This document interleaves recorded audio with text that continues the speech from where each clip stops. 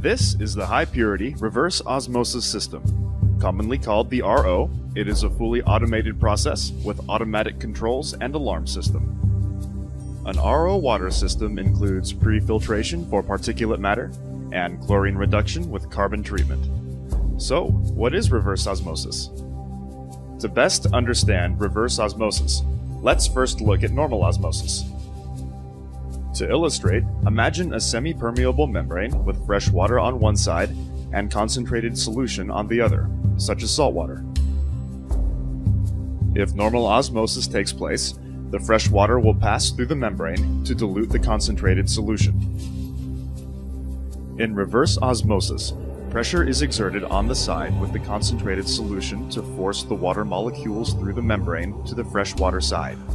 This retains the salt to give us salt-free water.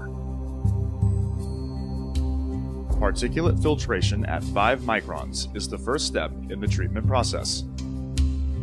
This filter ensures that all particulate matter is removed prior to the next step of filtration, as well as less long-term maintenance of the RO membranes.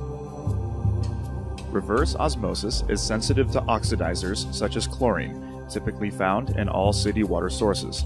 Therefore, the process and water RO water system includes granular activated carbon, commonly called GAC. The GAC is an absorbent and will reduce the levels of chlorine being sent to the RO membranes.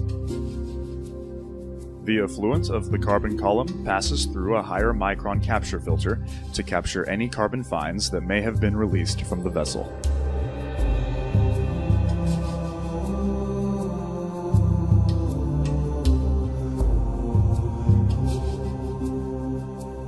The influent water has been pre-treated and is now prepared to be processed through the reverse osmosis membrane. As the water passes through the RO membrane, there is a low pressure switch to protect the pump against low inlet flow or pressure. There are panel-mounted pressure gauges to monitor the pre-treatment and reverse osmosis inlet and outlet pressures. The neighboring control panel is used to monitor water quality and facilitate operational functions. There are 3 streams that exit the reverse osmosis process. The permeate water, which is the clean, filtered, or product water, passes through the permeate flow meter and is sent to the product water storage tank. At higher salt levels, the concentrate is sent to sanitary sewer, or in some cases non-critical locations for reuse, also known as gray water recycle. In higher water recovery applications, a small percentage of the concentrate water is sent back to the inlet of the RO membrane for recycle.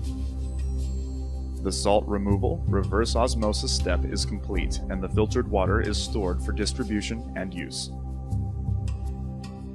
The product water is fed from the bottom of the tank to the distribution pump, where it will be post-treated before being fed to the facility points of use.